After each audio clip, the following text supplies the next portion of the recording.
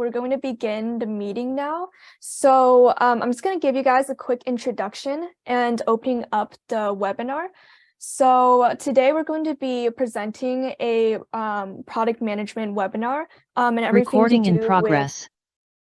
With project management. So let's see. So just as a quick introduction to Bread Pandas, we're a first-year FTC robotics team competing in international robotics competitions. And currently we have 13 members of our team. And this season we have placed first place at in design at the interleague competition, and we've also participated in the state championships. And one of our main goals is to increase access to STEM, robotics, and just connecting our community in all fields related to STEM and technology. Also joining and presenting this, hi, we are the Game Development Club of Northridge. We're a university-led organization for game developers at CSUN.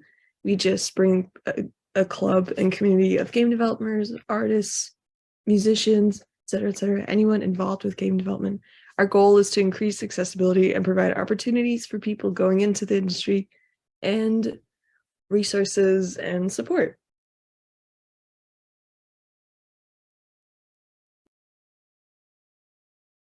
With that said, we're really happy to invite our speaker, who's the Associate Product Manager at Riot Games. So if you want, Claire, you can give a quick introduction to yourself. Sure. Hi, everyone. Thanks for having me. I apologize for my cracking voice. I'm still recovering from a cold. I currently work as Associate Product Manager at Riot Games, and I joined in July last year. And prior to that, I graduated from the Berkeley MIMS program in May 2022. And I held a degree in game design from RPI, and also a dual degree in human-computer interaction. So I've been pretty vertical in the video game space. I've been doing internships in from a Chinese gaming company since like freshman year. So I've traversed many different lanes within the video game industry, but it's speaks to my heart that I'm a gamer and I'm really proud of it. So really happy to be here. Glad I have the opportunity to speak with you.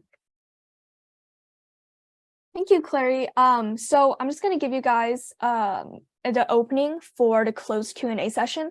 So the way that this is going to go is that one of our co-hosts is going to ask a question, and then it's going to be like a Q&A type thing, and then the speaker will be answering.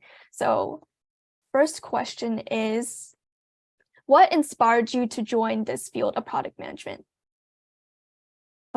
Yeah, so I actually didn't really grow up playing video games like many of you probably have, because I grew up in China, so I have really strict Chinese parents, like very typical. So they wouldn't allow me to watch anime or play games. And my only exposure was all those Rayman platformers or those mini games like Neopets online to play with friends. But I moved to the States when I was in high school, and then I discovered my passion for art and math and computer science. And I was like, oh, video game industry seems really interesting. And also I started to get a lot more exposure to games because my friends were playing them. And it just really drew me to the potential of this media. So I entered the game design program in college, thinking that I want to be an animator, and only to realize I don't have the talent for it, or having the passion to actually putting in a lot of hours to become a really good animator. So I started to explore through internships and through the clubs and through talking with others that if I'm actually passionate about the industry, and then turned out that it's my personality wise really suited me, but I didn't really I was 100% down on what I wanted to do within the industry. It wasn't until I applied for grad school and then solidified the path into user research that led me to my position today. Thank you. So the next question is, What is it like working as a product manager at Riot Games, specifically concerning the company culture, daily schedule, compared to working at like a smaller game company? Yeah, so as associate product manager, I always tell people that I'm a game producer by day and a product manager by night. Meaning, like during the day, I usually focus on more of the delivery side of game development, helping my teammates. I'm the producer for the Tech Foundations team and the Meta Progression team. TLDR Tech Foundations covers all the technical foundations, like it says in our project team, and meta progression worries more about the round game feature, right? Like if you play the game, what happens to a player outside of the core loop of the game? How do we provide them with the satisfactory like progression experience to keep them in the game and engage with us?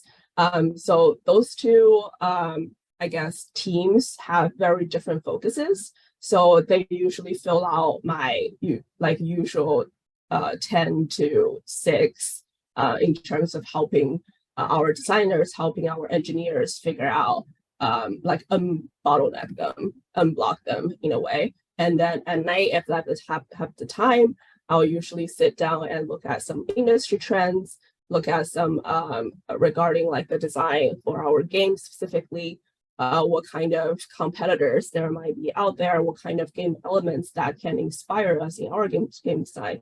Because for context, I work in like Riot R&D, so I'm not working on a live game. We have a lot of space to explore in terms of the genre we're trying to enter. So yeah, that's my like two roles or two dual swords I usually play with throughout the whole day. Yeah, that sounds super interesting. Sounds like you're wearing like multiple hats kind of, and you're going through like different aspects of the company.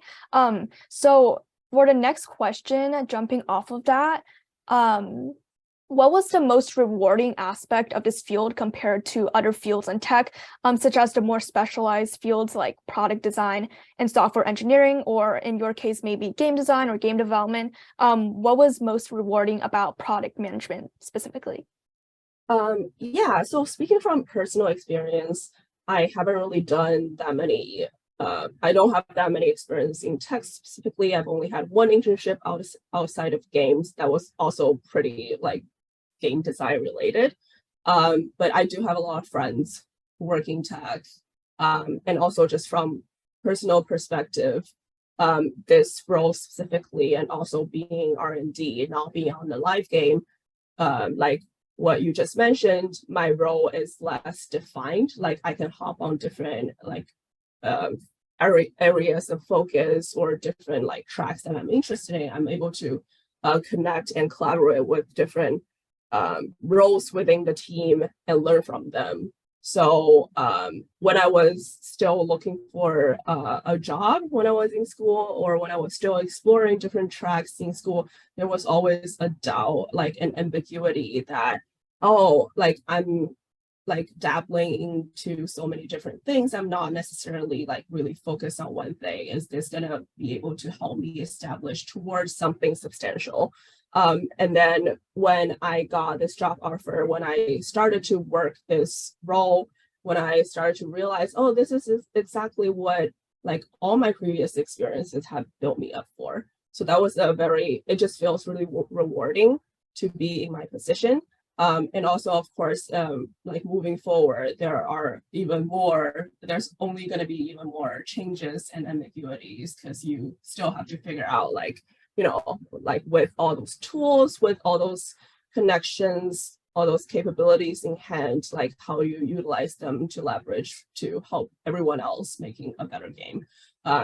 So I will say, if you are up for those kind of challenges, if you are that kind of I guess opportunities, I mean personality, you have those kind of personalities that you're okay with ambiguity, I would really say like product management is for you. Yeah, I think that's really interesting. So would you say that like a type of person who enjoys dabbling in like different fields, but is kind of like interested in multiple things would be fit for this kind of role? I think compared to like a more specialized role for sure. But I do want to say if you are interested in working in tech in general, like product design or software engineering, more and more so we've seen people, expanding their expertise a little bit more. Like you can't just be good at one thing to be able to collaborate nicely with others. You have to already have even either like some knowledge or have some interest in them in the other people's expertise and know how to collaborate with them to be a successful person in your role. So I don't want us to say like that kind of broad interest is exclusive to product management, but definitely more so than other roles. Thank you. So the next question is, what would be one defining element that you would say is critical for the success of a product, and why do you think so? Oh, that's an interesting question. So Riot has Riot Games, a company. I don't actually show. Can everyone show of hand, like a thumbs up, how many of you know of Riot Games versus how many who don't? Just want to get a general idea. Okay, great.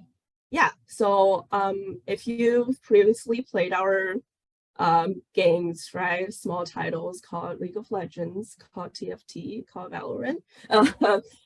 Like we are specialized in like those very like massive online multiplayer kind of games where we want to engage as many players, as many like new generations of gamers as possible. So I think there is a standard per se at Riot where like we want to become a phenomenon. It's really hard to like quantify those kind of like phenomena, like what that's made into specific metrics.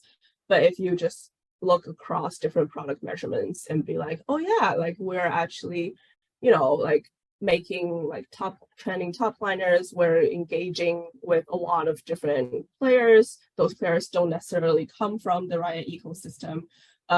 Depends on the genre you're in for your game. We can usually call it a success. Thank you.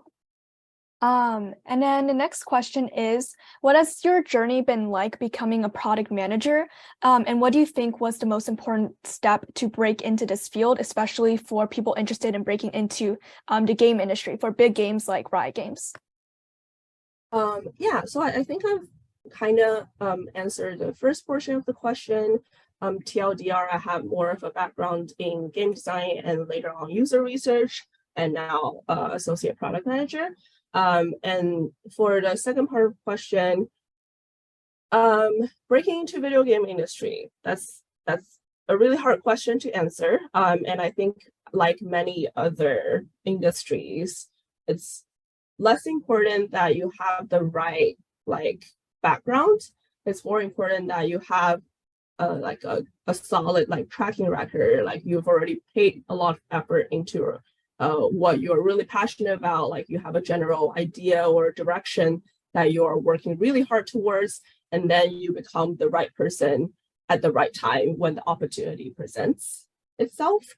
But just as like a very initial, I guess, thought that I want to give you guys for any aspirational student out there who want to break into the video game industry. I'm sure a lot of you got really interested in this field because you're a gamer or you know someone who plays a lot of games, or you're interested in like specific aspects of gaming. But the first and foremost mindset change you need to do before thinking of working as a gaming industry professional is to switch that mindset from the player perspective into like an industry professional's perspective. So think less about like just general like, oh, I play games, this is fun, and more think about like, oh, why is this interesting, why this special or like a specific loop is intriguing to me, why do people love this like very bizarre trend of narrative in this game specifically, that is just so weird, that is never seen before. And we follow those industry trends because there are a lot of people who want to break into games all the time, right? And like that kind of simple mindset switch is something that will definitely make you stand out from the other candidates. Yeah, and jumping off of that, I was curious if you would say that someone who does play video games a lot and does play, for example, like Valorant or League of Legends has an advantage when breaking into the field, or if someone is more interested just broadly in video games but isn't like a hardcore player, do you think there's an advantage to actually playing the games or something else?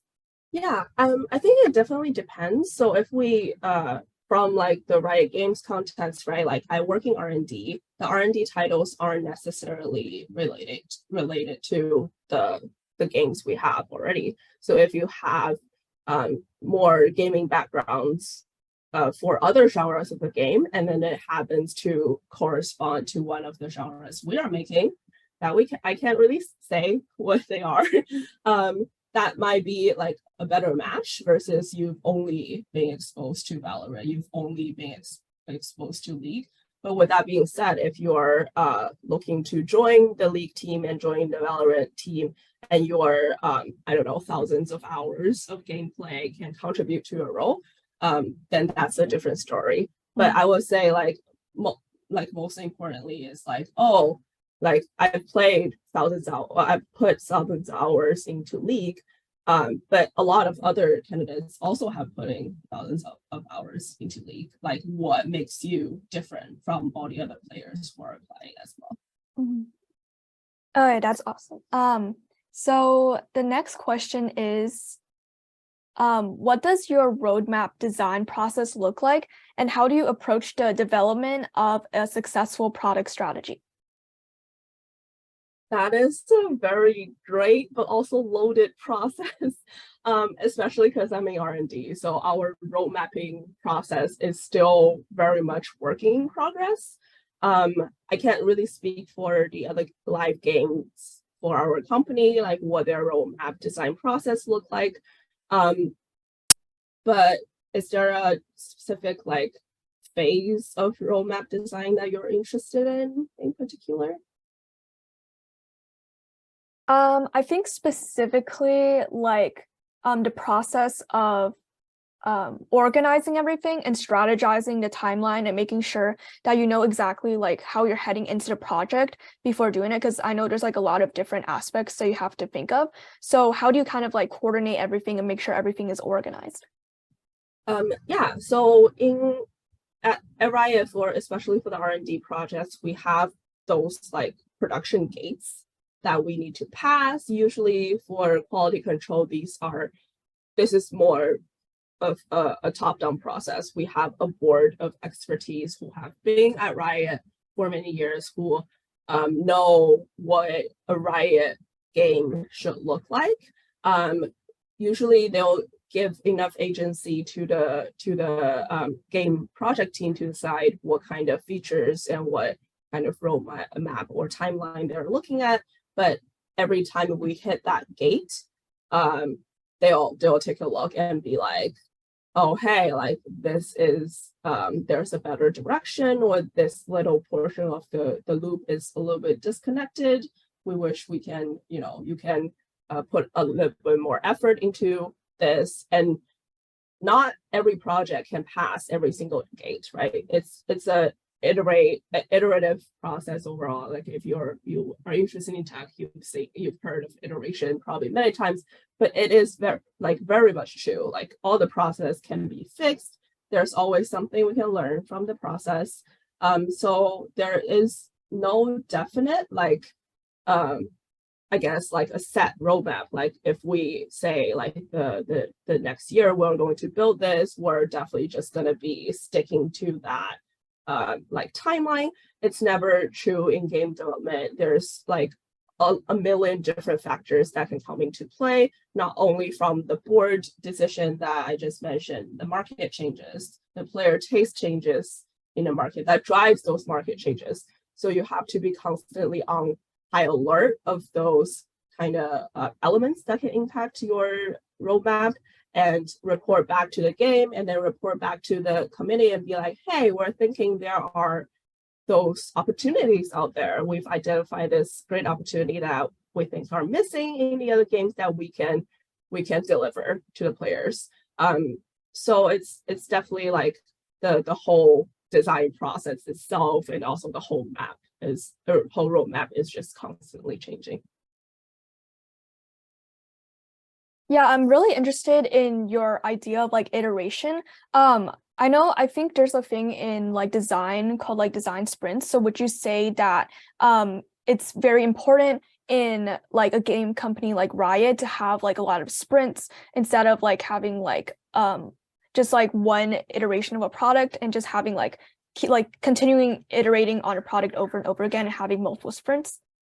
Yeah, so we also use the spring process, the milestone process, but I don't know what it's like in the tech space, but we usually set it at like a milestone as like the 3 month or time span, and then each sprint depends on what phase you're at in development, can vary from 3 weeks to 2 weeks. So we definitely benefit from it because, like I said, it's fast changing all the time. So having a short term for you to look back into the past few weeks of development is a really good opportunity for us to reflect and also change course of directions.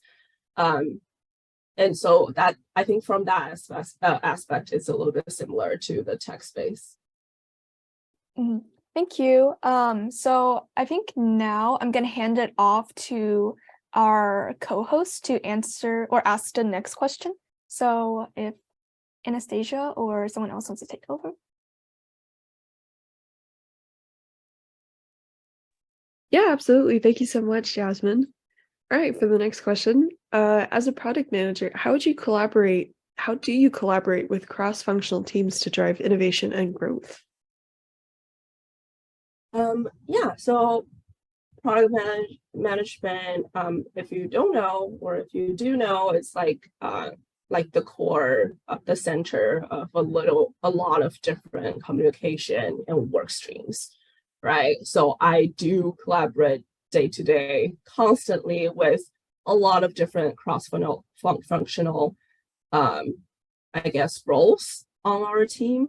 But the way Riot Games is set up is we have like the default like artist, we have the default like designer and engineers as like the core team, and we also have a lot of central teams. So like within my small team, there are already like a lot of cross-functional like functionalities. And then the next layer will be a lot of the central teams that Riot has provided resources to the game teams with, like the data, the insights, the marketing. Recording in progress. Where they'll be, got it. Yeah, well, where like at different phases of game development, you're more than encouraged to engage with them so that you can leverage their expertise. And also on the most outer like layer of cross-functional collaborations, we can also leverage a lot of resources from the live games team. So we chat with the League team, we chat with Valorant all the time, because their games have already been out there, right? They have a lot of like solid market data and player data that we can use. And usually through the second layer of central teams, we get connected with them, and they are able to provide with us with their experiences and what they've learned along the way. So I know that's right. That's not less of like cross-functional, but just like cross collaboration within Riot. But functional wise, like I said, like we leverage a lot of the expertise from the other people, and for product managers and producers, we're usually like the first forefront to engage with them and then talk to them and see like how their lessons and their experiences, or what kind of data or resource that they know of, can kind of help us, to inspire our game design, or like, we will usually ask them to give an overview of a specific like game loop that we're working on. And then a lot of people can come in and be like, hey, we've tried some of that. These are the data that like came out of that experiment, or like that kind of approach isn't necessarily good. But if you try this other thing, that might lead you into like a better direction. So we're all always like constantly in those cross-functional collaborations. Like day to day with game development is a cross-functional kind of like job and process. I don't know if that answers your question though. Feel free to do follow-ups. Absolutely does. Thank you so much. I'm going to pass it up to Laura for the next question. We're going to alternate between us. Hi. So what are some of the biggest challenges you've faced as a product manager? Yeah, so as a product manager in an R&D project, it's naturally like a challenge for the game project itself, because for my game specifically, we're trying to do a lot of hybrid stuff. It's not necessarily like you can't really clearly define it as like one single genre or one single game that players have seen out there. So there are a lot of like experiments we have to do as a team. And that's why like having the background of user research is really helpful, because a lot of our research is more like generative, right? Meaning like it's more foundational. Like we haven't had a lot of the market data to prove like a hypothesis per se. So a lot of when we engage with our internal, like meaning Rioters, as our playtest participants all the time, and like once every year or once every big production gate, we'll engage with the players outside of Riot Games to see, oh, if our hypothesis is actually valid, or if we have to do any sort of like major pivoting. So there are a lot of ambiguity for and challenges for the game itself. But personally, I think like more of a personal challenge is associate level product manager isn't really saying in the video game space, especially at Riot, especially R&D, and like without having like a lot of experiences working as PMs on live games. It's a personal kind of experiment and also a challenge for me to figure out like all of those ambiguities, like what kind of area I want to develop towards, what kind of ownership can I like prove myself to own, kind of stuff.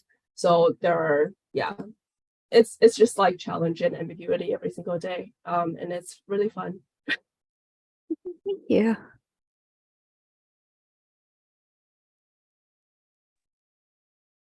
What are the most popular trends in the game industry that have inspired you? How do you keep up with these trends? Oh, that's a great question. I guess like I'm just fascinated by the live streaming, like Twitch. There's a new platform called Kick or something out there. I'm just overall really fascinated by how easy you can engage with the content creators and content creators who make, like a lot of money and, making phenomenal playing video games. That was just like really unseen when I was younger. I mean, I'm not that much older than you guys, but I feel like, every few years it's a whole new generations of user behaviors and habits. So I was just like, or like when I was in grad school, I was really like intrigued by like Twitch in general and like how people engage with chats and also the streamers. So I use like a database class and partner up with a teammate to build like a Twitch chat sentiment analysis tracker that like follows like Pokimane, like follows Low Tyler One, like a lot of like the popular streamers on Twitch at the time, and just like how general the culture changes with the tiny little things that they can do on stream or say. like those kind of trends always fascinate me, like how people engage with different cultures, with different like tools out there, or how their behaviors will drive changes within the industry. And that's something like as a product manager, you definitely have to be sensitive to. And in terms of how I personally keep up with trends, first of all, I play a lot of games that aren't necessarily are like related to the game I'm making at all. It's just like either the popular titles out there or just games that have very interesting mechanics that I'm personally interested in. And I engage with the communities a lot. Like I will go on their discords and go on I know I sound old, but Facebook groups. There are a huge amount of players still engaging with the Facebook communities of certain titles. So I would go on there and see what they are saying about this new season of content or this new like battle pass mechanic, and see if I can draw any inspiration for my game. And also another way that I engage with trends is follow those industry leaders or like pioneers on LinkedIn or on Twitter, because they are usually the first to be exposed to like the most interesting products there are within the tech and gaming space. So they'll usually be like, hey, I got to chat with the owner of this thing, and then I'll just like tap into it and be like, oh, this looks like a very interesting like new game, or like a new kind of mechanics or a title, and or like a platform like Discord or Twitch that people really haven't seen in the industry before. I wonder how the players are engaging with them, that sort of thing. So there are definitely multiple resources and multiple streams of information you can tap into. Depends on what kind of information can get yourself stick to it and keeping up with it. Awesome. I love that you are consistently conscious of different user trends and how they react and engage with your products. But I'm interested also, is there a way you separate like watching a live stream with your work mind engaging, or watching a Twitch stream just for fun, just for personal enjoyment? Yeah, usually I'll have like a few like a set of streamers that I personally follow them. But like I personally don't play Valorant, right? But a lot of my the streamers I like do play Valorant. But that's like pretty much the only game title they play now. So even if like I started following them when they started off playing League.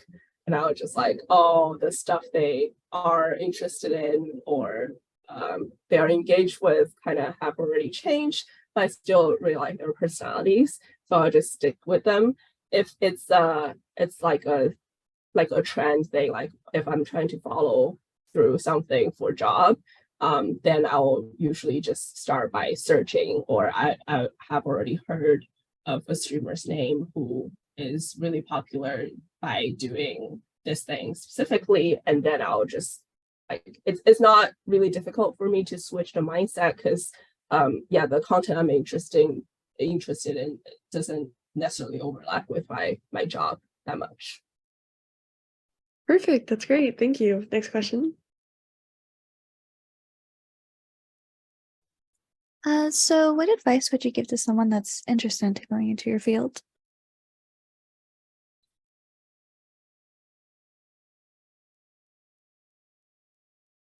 Oh, you're muted.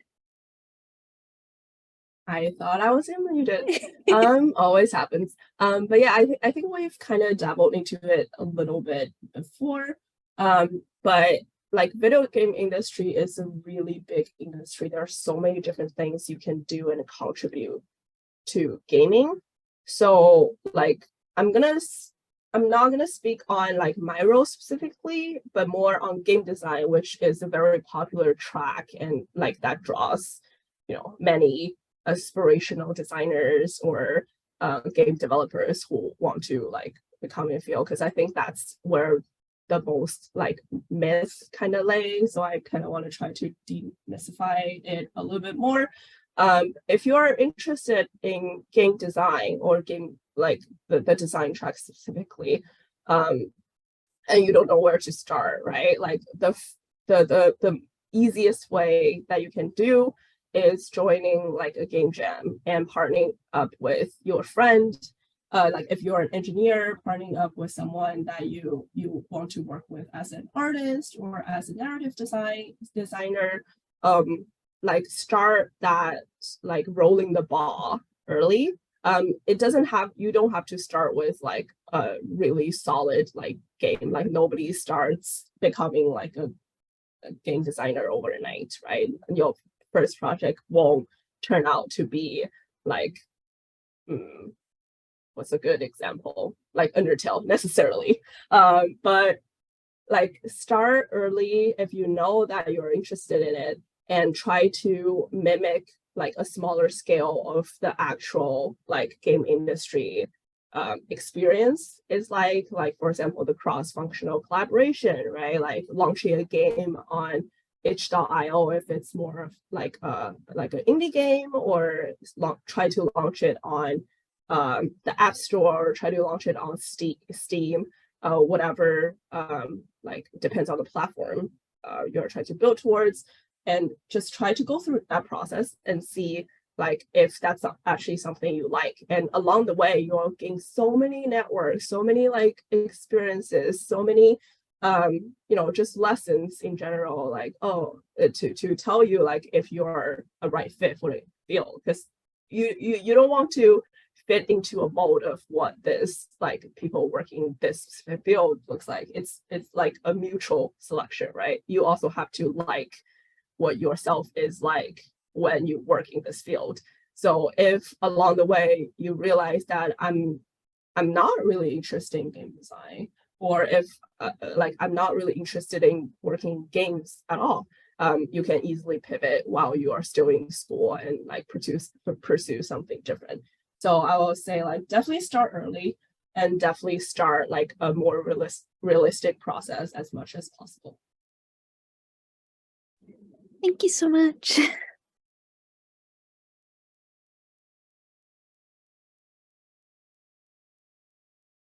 Are there any skills your job requires that are often overlooked? And if so, what are they? Yeah, I think one skill set that I think like product managers within the video game industry specifically is kind of overlooked is having like a solid understanding of the game development process and being like genuinely interested in the development aspect of the game.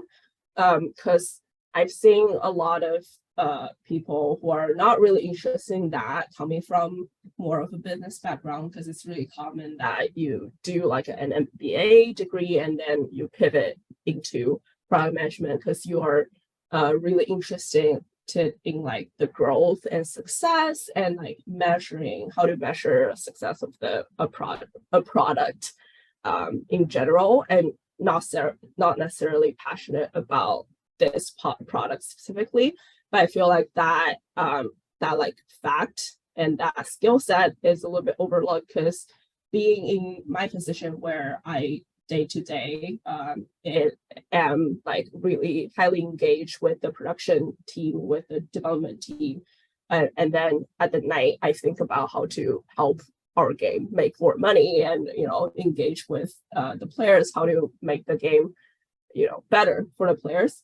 It's like a two-way street. It's never like, oh, I follow all those industry trends into like what are the best practices to how to best practice of like making a product successful, and then I'll feed it back to the game development team and they have to take it. It's never like that. The game development teams are also really passionate about making the game successful, and being able to speak their language, being able to engage with them a lot will build you that rapport and trust over time. It can be a slow process, depends on like the phase of the project, your personality, the team's culture, etc.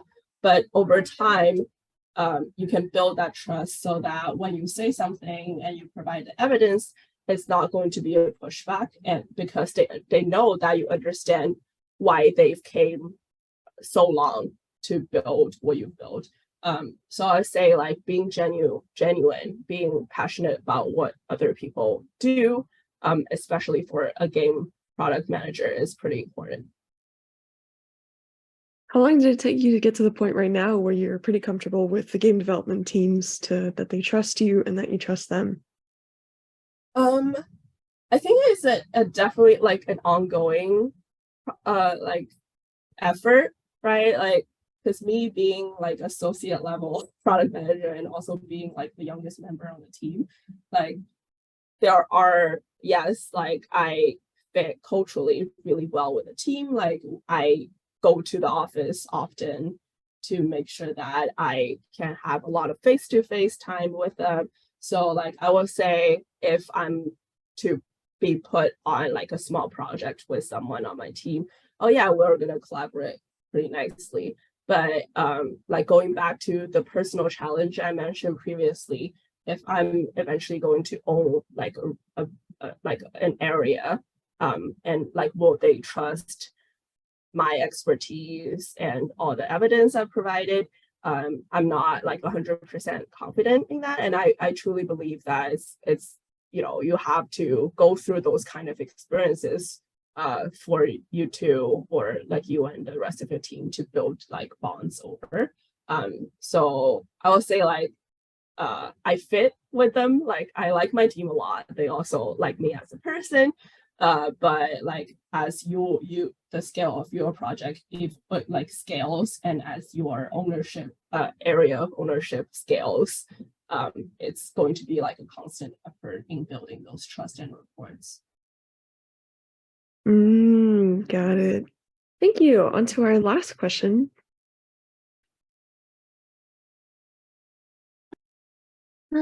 If you could change anything about your journey to your current path, what would it be and why? It's gonna be like an oddly specific answer from me, just because like I think personally like I've explored a lot of different stuff in the gaming industry, so I know like looking back, if there's one thing that I could change, I'm definitely gonna do that. Which was so when I was in undergrad, I had the opportunity to do a dual degree in business that I didn't take. But now thinking back, I should have done that instead of doing like I graduated with a lot of like free just classes flowing around. Like I think I had like 12 extra classes that just didn't really contribute to anything. But looking back, like, oh, if I could have used that like 12 classes towards building like a business degree, I think it will make me like learn a little bit more of like the business and build that business and or speak a sense or speak the language, the business language or the product management language a little bit easier. But I know that it's not really actually that might be generalizable if like you're interested in the business side of game development as well. Like if you're in school, I believe a lot of like attendees here are either still in high school or in college, right? Like just read more about like the business side of things. Like what I mentioned about the industry professional mindset change. Look into like the stats, what makes a game successful, that's not only about the player, like what kind of market significance it poses. And also in college, definitely try to take as many business classes as possible, because like they do a lot of times have a more practical approach or more measurable approach to compare to all the theoretical like degrees out there. So if you are interested in pursuing something more businessy or product management wise, I will highly recommend that. You. I think now we move on to our open Q&A. So, if you guys do have any questions, please unmute or type it in the chat and we'll read it out for you guys.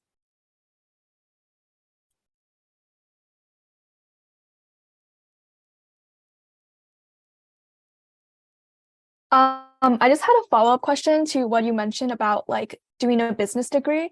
So I was wondering what your opinion is about doing a degree in something like data science or computer science, something more related to the game development like field versus doing like a business degree, like a dual degree that you mentioned as a bachelor's, or something like, for example, doing like a game development degree in your bachelor's, but then a master's in business while you're in your graduate. Yeah, so like my personal journey was more towards the latter you mentioned, right? I did like a game design degree for undergrad and then moved on to like a business, not a business, but a more I guess like research-based kind of degree, evidence-based degree. But if you're specifically interested in product management, the most common way to enter the industry now is to go through like an MBA program that I've mentioned.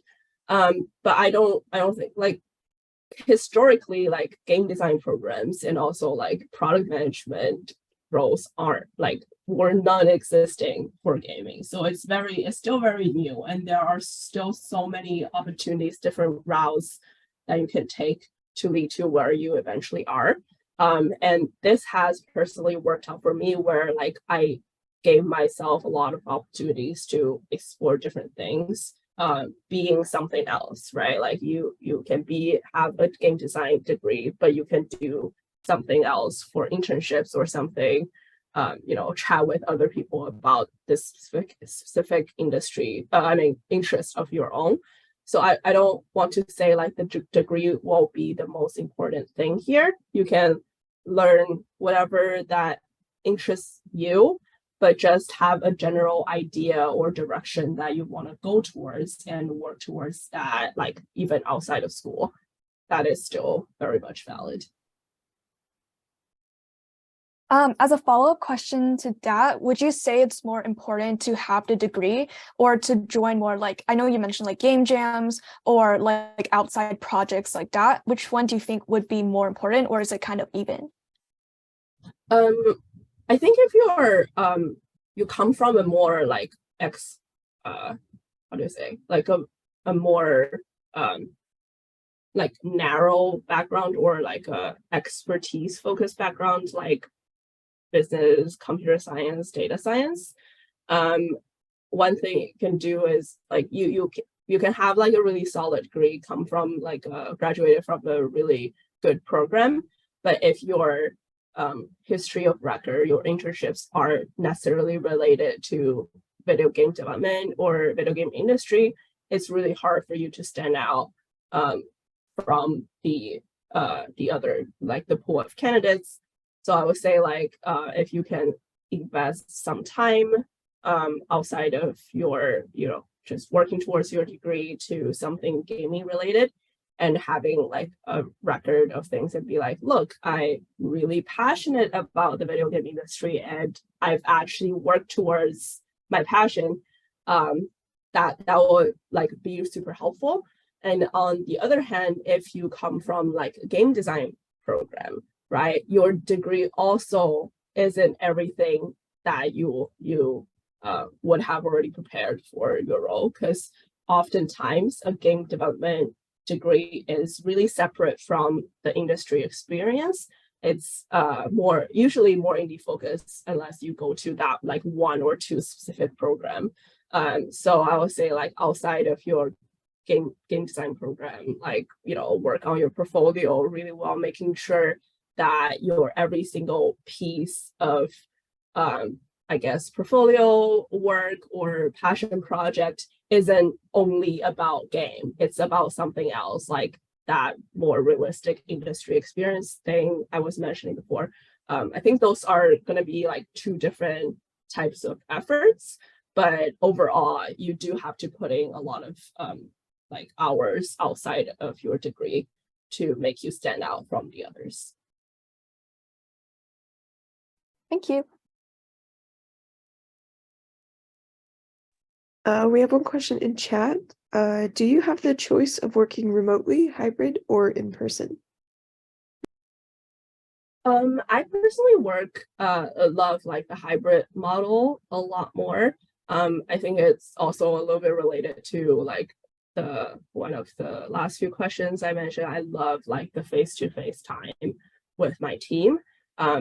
Like usually it's only the artists who are in the office all the time because they need the equipment, like they need the tablet to be able to do their job. They aren't the people that I work with closely day to day, but it's really good to understand, like what they're thinking about the face of our game right now. Like, are they satisfied? What are some of the potential like worries they have about our games moving forward? So it's really good to like kind of learn about that in the background. When I'm in the office, I just hear things all the time. But also like I need those like Monday and Friday at home so that I can like slowly ramp up and then gradually like wind down on a Friday. I don't think like being able like going into the office 5 days a week is good for my mental health for now. But I can totally see when our project development gets more intense in the like the production phase or closing to launch. If the team needs me to be in the office every single day to, it's just a little bit faster. It's a faster iteration process. You can just grab people for an answer and then implement it right away. Then I'll do that.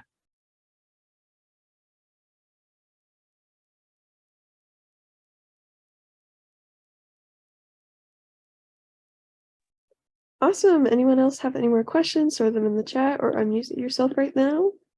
Giving it a minute.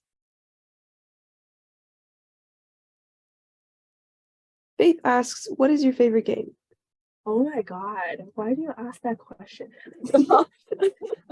But there's an indie game I really like called Hades. I don't know if any of you have played. Show of a hand if you played Hades or heard of Hades before. 3 people, 4 people, 5. Oh my God, you guys gotta play that. Wait, I'm gonna look it up right now and then drop the link. I think personally, I feel like it's one of the best indie games out there. If you really like roguelikes, which means like you are in constant like replayable runs over time, and then you die and then you come back and you gain experience and you keep running, that kind of experience. If you like really good narratives, if you like good art, if you love music, this game has everything. Supergiant Games produces like quality games throughout the history of game development for that company. So I highly recommend checking it out. There's going to be a Hades 2 coming out as well. I know I'm not like talking about any of the games from my company. I love League. I love Wild Rift as well. I have thousands of hours on Wild Rift. I play Wild Rift every single day, just for the record.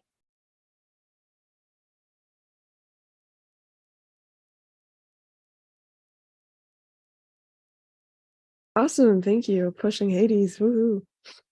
Then let's call that the end of our open Q&A session.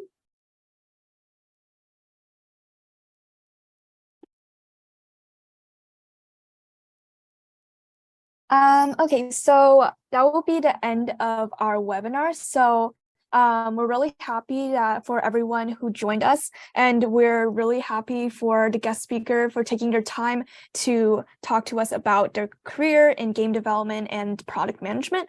And here are just some of our socials on social media, which you can check out, and we're going to link in our catch-up post.